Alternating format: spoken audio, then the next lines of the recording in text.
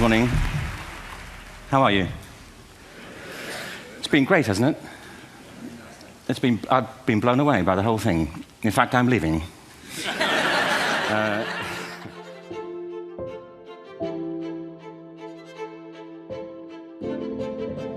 We are engulfed in a revolution. The whole planet is.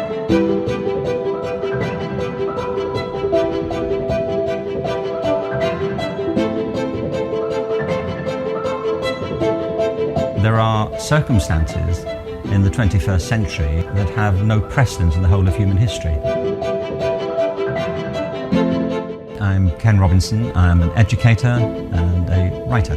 We need systems which deliberately and systematically develop creativity, which deliberately and systematically celebrate diversity, not conformity, and which are processes that are available throughout people's lives, not just at the beginning of them in childhood.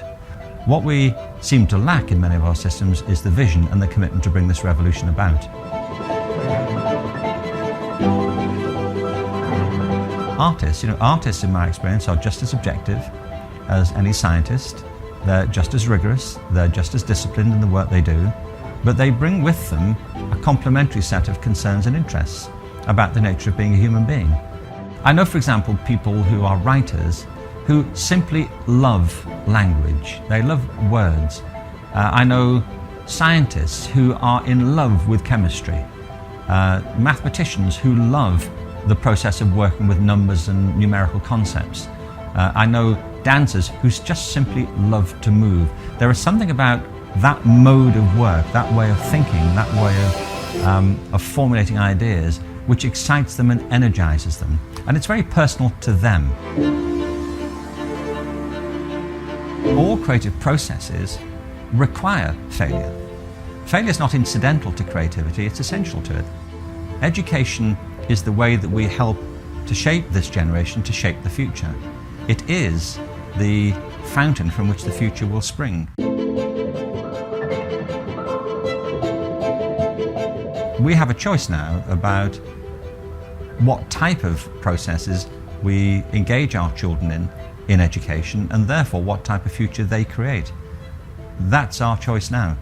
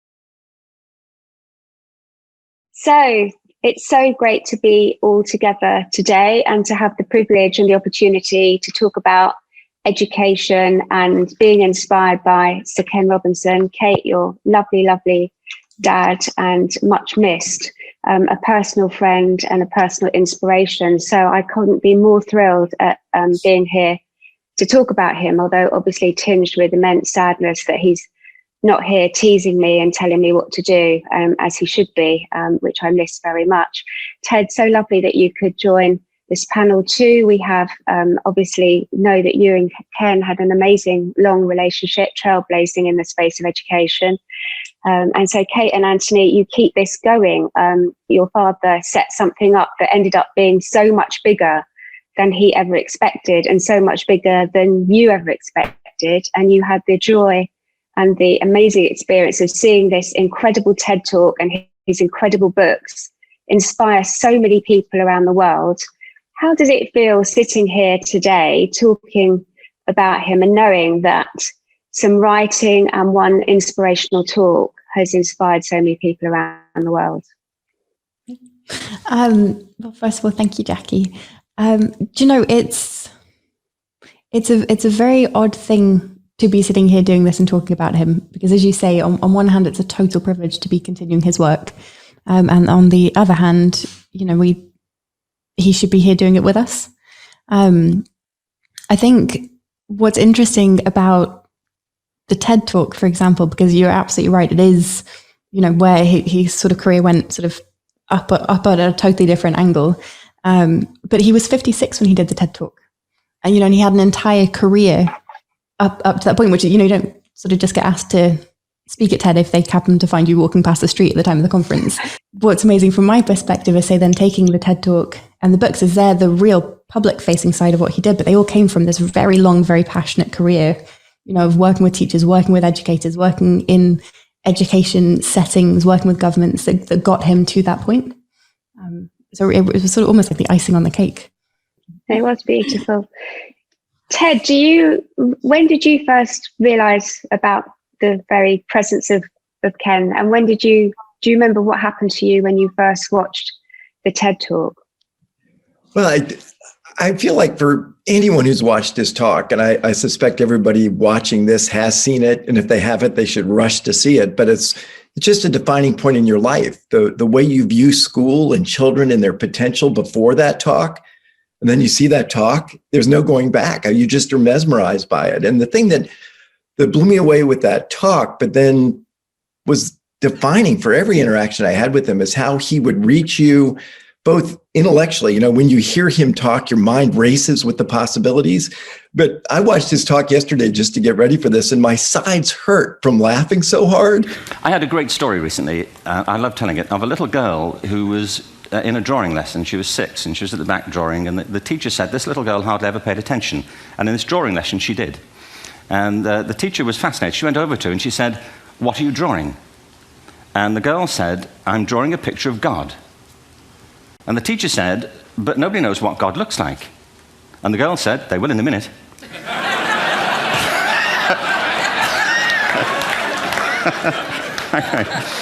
I was born in Liverpool in 1950.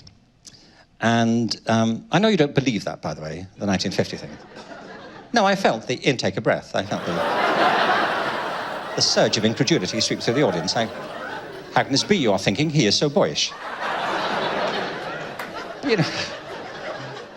There's a joy to the way he goes about things that you just captures you, but also your heart. You know, he reaches you emotionally with what he has to say. And to me, that power it's why he was so monumental and will continue to be so monumental, is he just lifts you up with his message and with what he stands for. I'm really interested, given that you have all made education sort of democracy your careers and inspired by Ken and never letting this stop. Why do you think that education isn't for everybody and the formality is actually restrictive rather than liberating so often? There's a really beautiful quote from Dad that I just came across recently from a talk that he did in Canada in 2000 and I started that so confidently. 2016.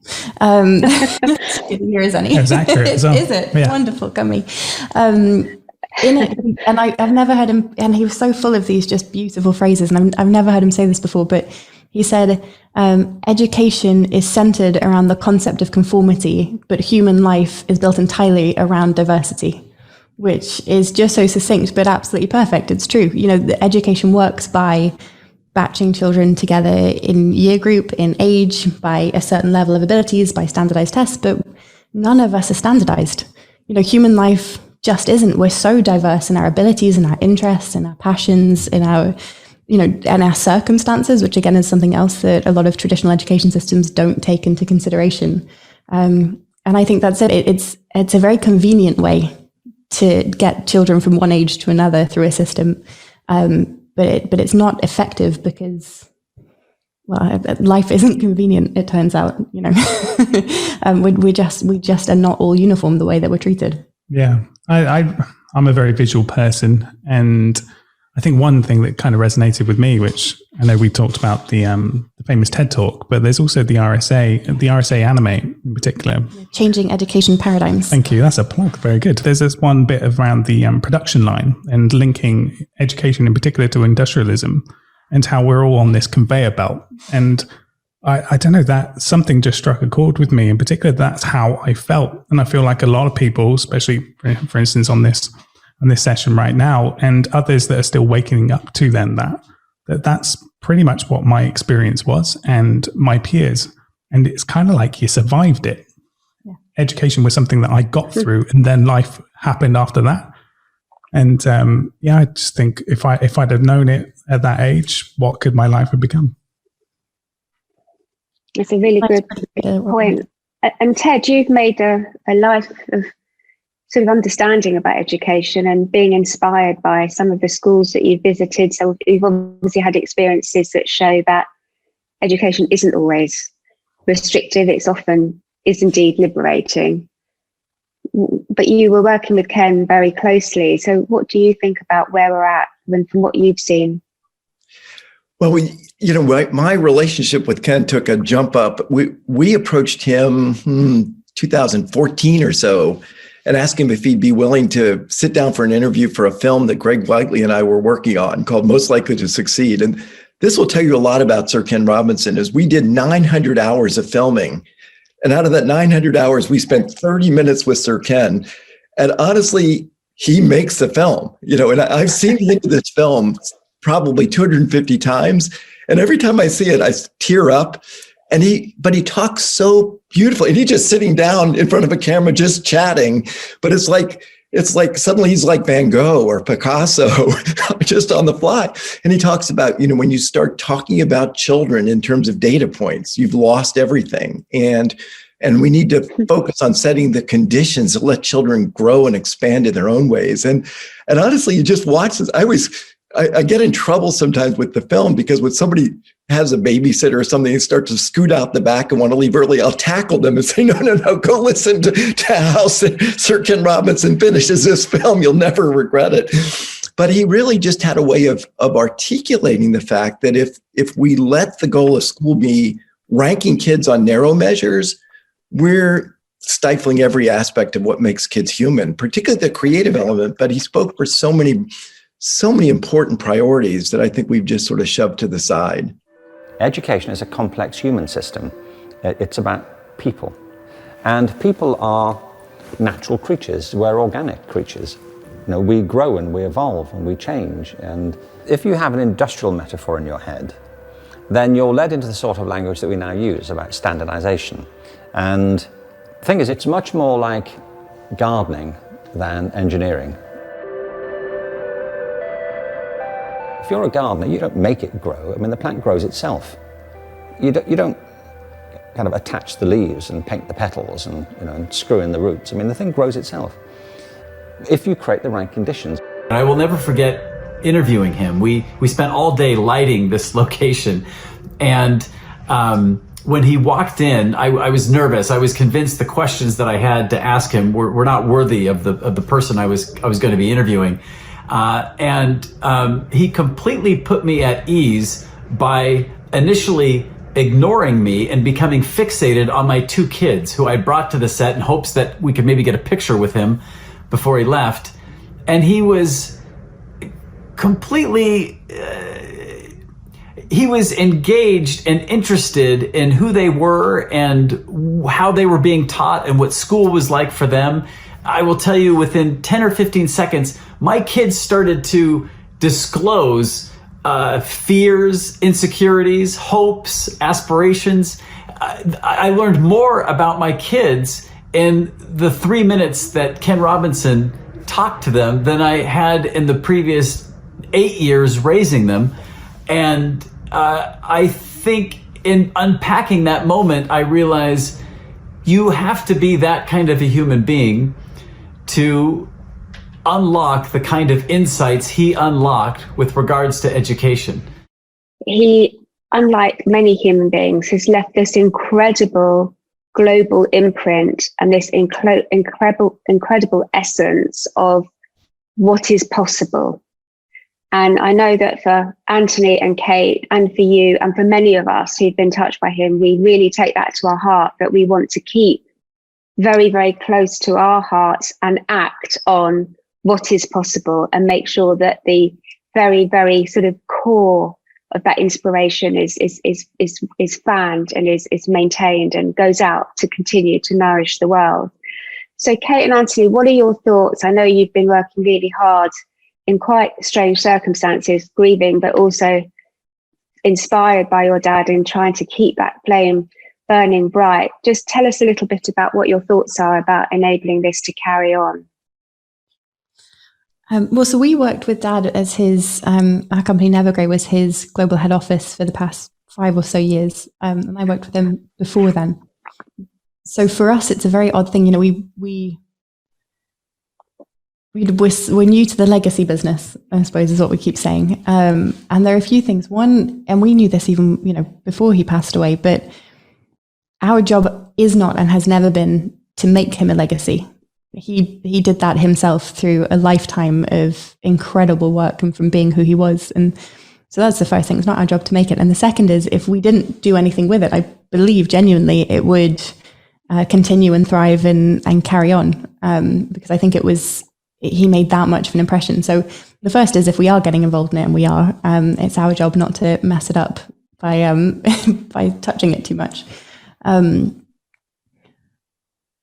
The other aspect of it, and you know, when we found out that Dad was as sick as he was, I promised him that I would dedicate the rest of my life to his work, and that is what we are doing. That's our commitment to him. But we would be silly to think that we could do it by ourselves, and I think we would have missed the point entirely if we thought that we could or should or had to do it by ourselves. Because what's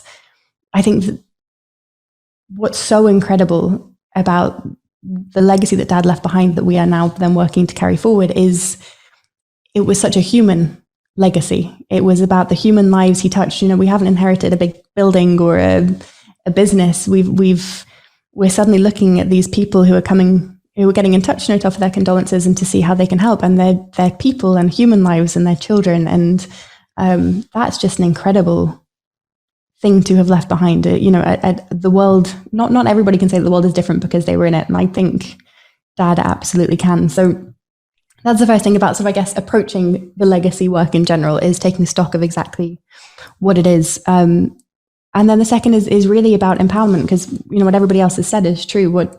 I think it was Einstein who said, but forgive me if it wasn't, that a genius is the ability to make the complex sound simple.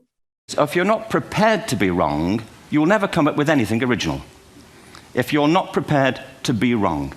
And by the time they get to be adults, most kids have lost that capacity. They have become frightened of being wrong. And we run our companies this, by the way. We stigmatize mistakes.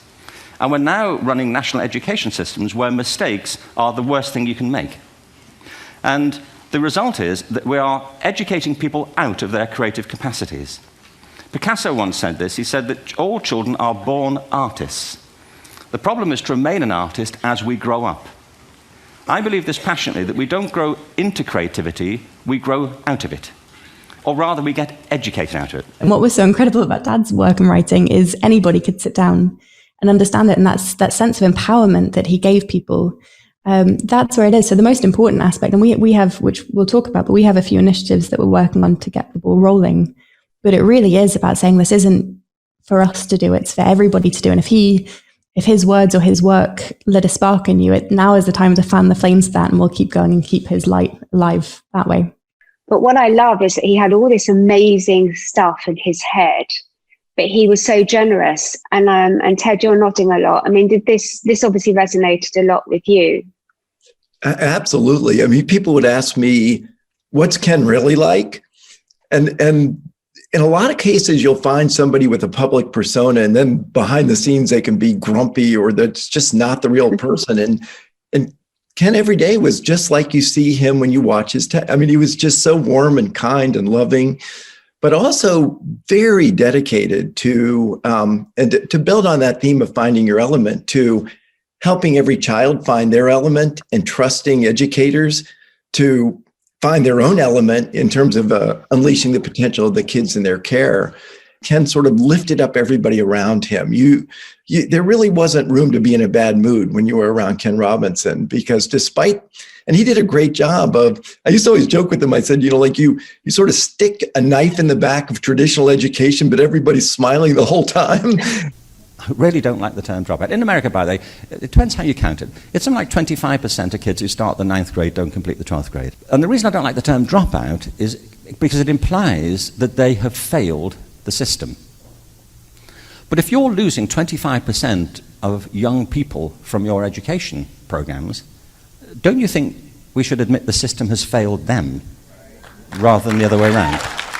But he did that, right? He called our attention to the missed potential. He called our attention to the urgency of making changes, but he did it in a way that made you feel like, yes, it's possible. We can do some great things. And I think that if he were on this, he'd be saying exactly what we're all saying, which is we owe it to our kids to do them right. And when we focus on test scores and data and shoving kids into narrow boxes and bubble tests, we're not doing them right.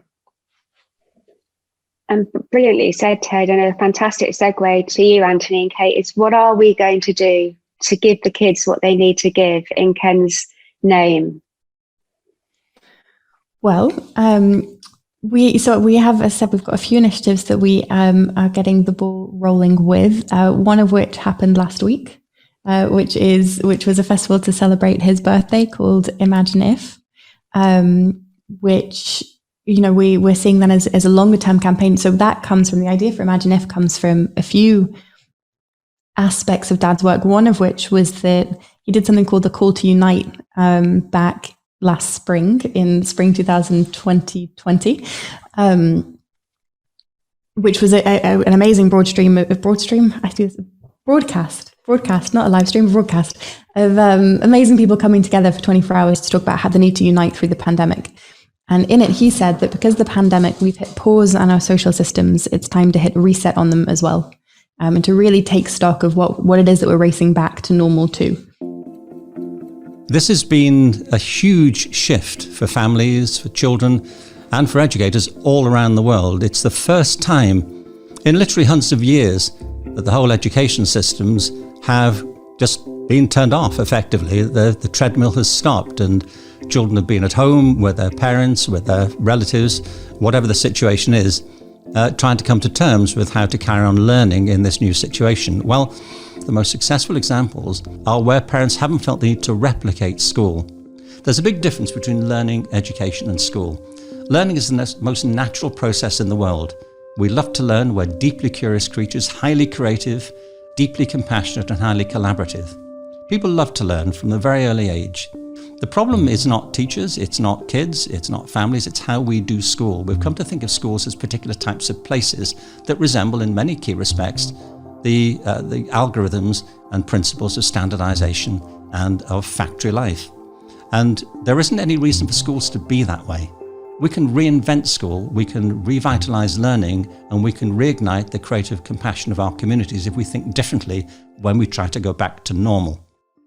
So inspired by that, and inspired by his observation that we don't live in the world as other creatures do, we create the worlds in which we live, and that we do that through our incredible power of imagination. He wrote that, biologically, we are progressing at the same rate almost as the rest of life on Earth.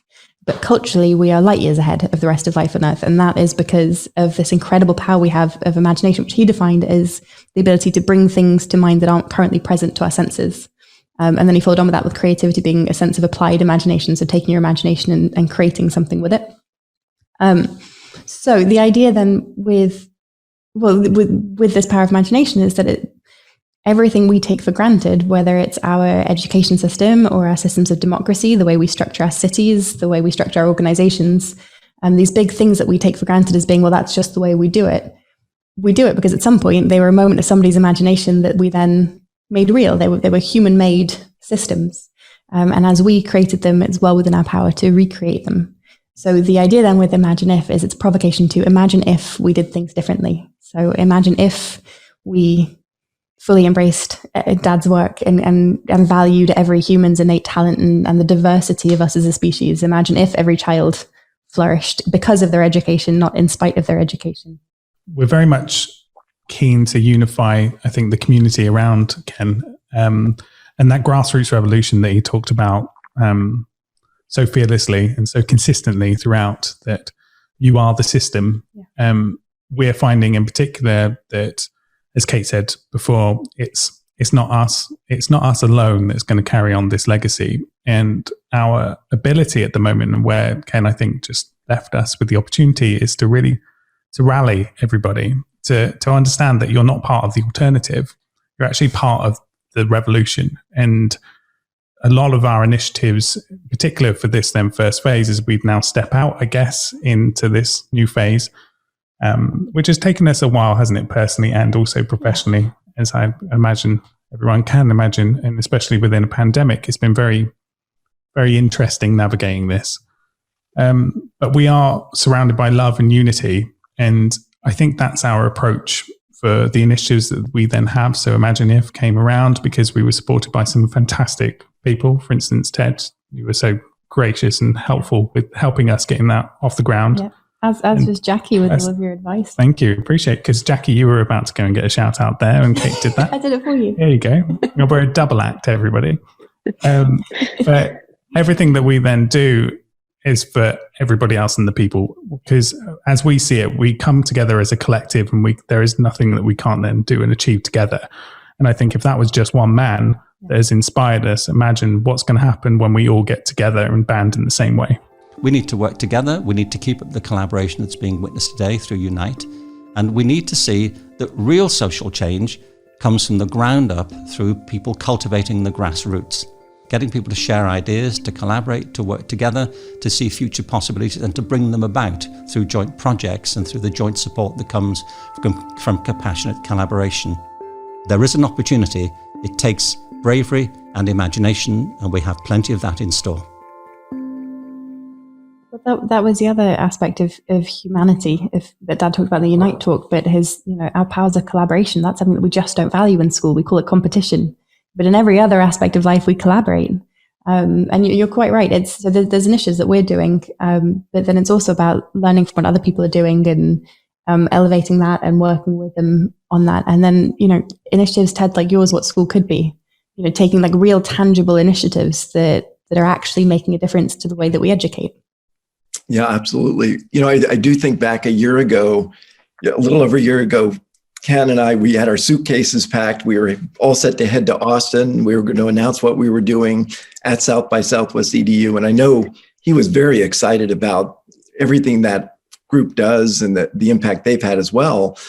And then, things just took turns for the unimaginably worse. And so like everybody else, we were sort of on our heels for a while. But I think it only added to the motivation to actually do even better, and to build on a lot of the things he was incredibly helpful as we formulated our thinking. And so, the book actually, I sent him a copy, what school could be. And out of the blue, one day I get this email back from him saying, I read your book, here's a little blurb for it, but can we talk?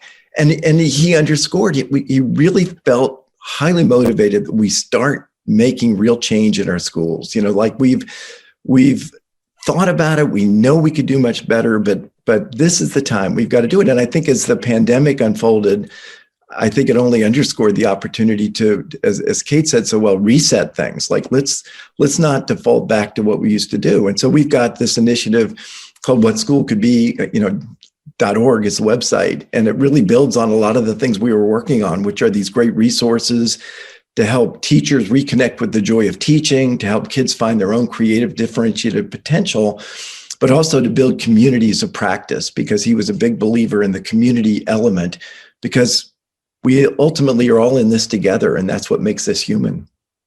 So this kind of human aspect is so important. And maybe because he had all that expertise, but then dressed it up in this very human, approachable way, that's why we all feel that it's for us. So for all of the people who are listening to this talk, who feel that it's for them, how can they get involved? How could they sort of keep in touch with what's going on as you basically carry this legacy and keep the expertise and keep the inspiration available to people? Well, from our end, that's the point where we would absolutely love to hear from anybody about ways that they would like to get involved and ways we can collaborate together to keep this going. So for that, we have an email address, which I'll say, but I'm sure we can make it more easily accessible than just me saying it, which is SKR, which is Sir Ken Robinson, skr@nevergrey.org. We've also, we've got obviously sirkenrobinson.com, and on that human thing, just one tiny little anecdote on that. I remember I was doing some public speaking sort of ages ago. I was terrified about it, and it may even have been not public speaking. I have a horrible feeling it was something like I was due to give a presentation in class. And I was terrified because public speaking did not come naturally to me. But I remember saying to Dad, help. And he gave me 2 pieces of advice, which I just thought was so great. One, which I will never forget, is trust yourself, because you're not going to let yourself fall flat on your face. You sort of forget that. You think that your survival instincts kick in. You're not going to screw this up. And the second one, which I just loved, which I think so many people don't do, is he said, just go out and talk to them like they're people. And so often we get out and we present and sort of have to come out like an expert. And that was what he always did. He just came out and spoke to them like they were people, because fundamentally they were. And he was. I and you are not lone voices here. The fact is, there are conversations like you've been having the past few days happening all over the world. In India, in the rest of Asia, in Australia. Well, you know where the rest of the world is, don't you? Imagine the rest of the world. That's where it's all happening. That's the spirit of the legacy. It's 100%. It's about being human. So from 2 humans to the rest of the humans, please do get in touch via the email address or through the website. And then I would 100% recommend getting involved in what schools could be as well. So Ted, if you've got a way to get in touch to be involved with that, or contact us and we can connect. Yeah, no, we're today sort of to carry on Ken's energy and inspiration. We're launching whatschoolcouldbe.org, the community-driven platform. So if somebody just goes to www.whatschoolcouldbe.org and signs up, join in, because it's really designed and created with a priority on start taking action now. And I think that's the best thing we can do to honor all the great work that Sir Ken Robinson did and continues to do. I mean, I refuse to talk about him in past tense. I think that we all owe it to ourselves to watch his talk once a month, just as a therapeutic, just get you going. But we're really very focused on kind of delivering on what we put in action over the last 3 or 4 years and making it real, because at the end of the day, I know he cared so much about millions and millions and millions of kids, and just could see that they were not being given the kinds of educations that were going to launch them into the lives they deserve. And so that to me is the highest tribute we can make here. So hopefully people may well rediscover him and be re-inspired by him. And then of course there's the today and there's the tomorrow. And Kate and Anthony, you're both experts in education in your own right, not just because you're the daughter and son-in-law of Sir Ken Robinson. And I think that's very important. So as you build and continue to keep this going, and as you said, Ted, not talking in the past, if we were to fast forward to historians of tomorrow, what would you love them to know about your dad? And what do you think they would say about the impact that Sir Ken Robinson started and we continued? I've been rereading one of his books called Out of Our Minds, and in it he talks about paradigm shifts, which is where then that RSA talk, Changing Education Paradigms, comes from. But I hadn't known a huge amount about paradigm shifts before I read it, and he talks about how certain changes in sort of intellectual thought or cultures come about and follow, because a paradigm shift essentially follows 3 essential steps. The first is that it starts with this period of intellectual excitement, enthusiasm, and confusion. And then it moves into this sort of section where it's settling down and understanding. And then the third is it kind of becomes old think. It's just taken for granted this is the way that it's always been. I think when historians look back on Dad's work, I think that's what it'll look like. I think we are in the midst of a paradigm shift, and Dad would say that he didn't cause it, that he was one voice in amongst many, that he stood on the shoulders of giants, and his work was influenced by so many people who came before him and alongside him, and I think he's right in that. But there's no doubt that his work sped up the process, and that we're in the midst of a paradigm shift when it comes to it. And his work doesn't stop because he's not here anymore. It's not as simple as saying, well, Sir Ken Robinson's passed away, so that's that chapter, and that was his life's work, ended in 2020. His life's work will continue on, and I think there's no way to know at this point where that'll take us. Well, we're only just finding out now, for instance, some of the things that I guess whilst he was here with us, we kind of took it for granted, because firstly, he was very humble. Despite everything about him, he was extremely humble and so joyous in everyone else's achievements and successes that I don't think he ever took stock to actually realize himself, well, wow, how much change he'd actually made, right? Yeah.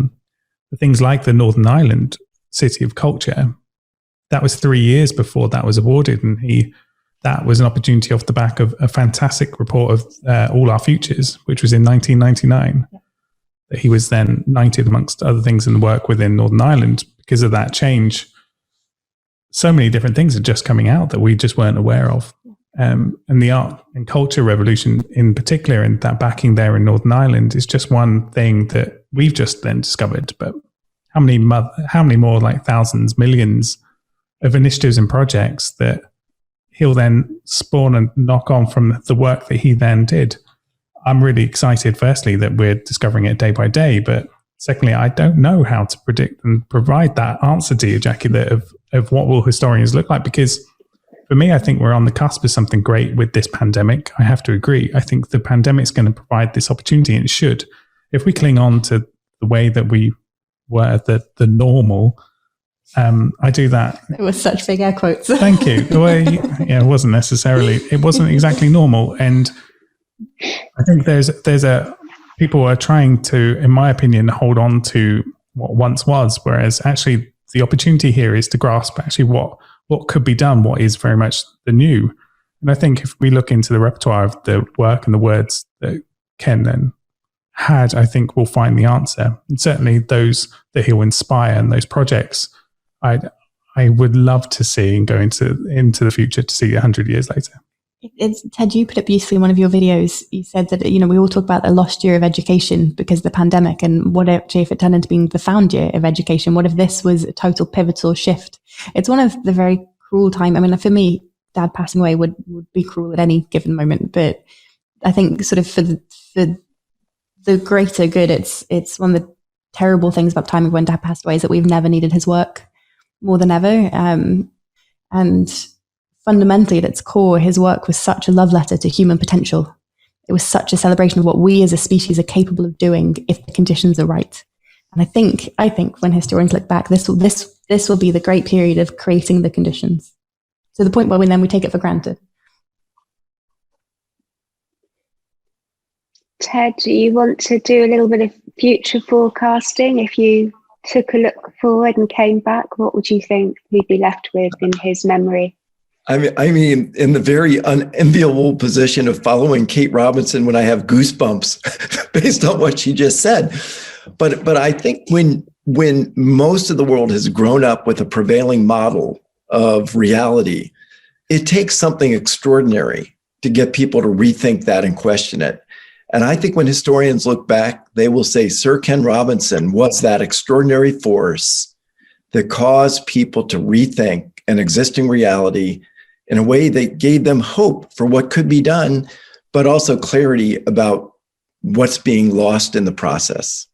Well, I think that and a love letter to human potential could not be a better summary of where we want to go to, because it is about the tomorrows. It's not about, we were inspired by the yesterdays, but it is absolutely about the tomorrows. So the two of you, I know it's been very difficult and very challenging, but you do a beautiful job. I think Ted would agree, right? If Ken must be clapping madly wherever he is, bless him. Thank you, Jack. Really. Thank you. Absolutely. What I think it comes to is this. Al Gore spoke the other night about ecology and the revolution that was triggered by Rachel Carson. I believe our only hope for the future is to adopt a new conception of human ecology, one in which we start to reconstitute our conception of the richness of human capacity. Our education system has mined our minds in the way that we strip mine the earth for a particular commodity. And for the future, it won't serve us. We have to rethink the fundamental principles on which we're educating our children. There was a wonderful quote by Jonas Salk, who said, if all the insects were to disappear from the earth, within 50 years, all life on earth would end.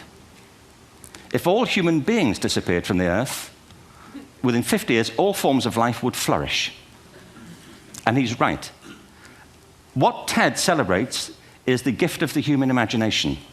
We have to be careful now that we use this gift wisely and that we avert some of the scenarios that we've talked about. And the only way we'll do it is by seeing our creative capacities for the richness they are and seeing our children for the hope that they are. And our task is to educate their whole being so they can face this future. By the way, we may not see this future, but they will. And our job is to help them make something of it. Thank you very much. Bravo. Sir Ken's powerful and clear voice was like a light at the right point in the moment in history when we needed that encouragement to continue on our path. One of the things that I will always keep and hold is his ability to, as a quote would say, to walk with kings but never lose the common touch. And I think that's just really important for those of us engaged in this work of supporting and lifting up communities, especially for those that have been historically most marginalized and kept furthest from opportunity. I can't think of one individual who has had more of an impact on the way that I view children, the way that I view schools, and to really think about how we can collectively make it a much better experience for them. What I will do to continue his legacy is I will continue to push and challenge and change the way that we see education for students. He inspired so many of us to take action. Sir Ken, we will continue to push forward your message of infusing the lives of our children and communities with more play. His insightful and incisive observations about how we can and should transform the education systems around the world will continue to inspire generations. His inspiration remains, not just in me, but in every single educator, person, and especially student who has seen his work and thought about what is necessary for the future and for now. We worked hard to make our school a place where student ideas are sought and explored, and where students can broaden the visions of what's possible for themselves. Your work has made this mission come alive at our school. Sir Ken changed the way my students are educated, and it's working. His impact will be in our district forever. So this is a quick opportunity just to say thank you for the legacy of Sir Ken Robinson, for the kids of Australia and the kids of the world. We salute you. You are our North Star. Thank you, Sir Ken. Thank you. Thank you for that, Ken. And I thank Sir Ken Robinson for giving me hope. Thank you. So thank you, Sir Ken Robinson. We thank you. Sir Ken, thank you for all you've done. Thank you, Sir Ken Robinson. Thank you, Sir Ken. Thank you. So I just tell that story. Yeah, you just did. We're good? You just did. Oh, we're good. Okay. We hope this inspires you. That's my story. What's yours? Where you go? Where you go?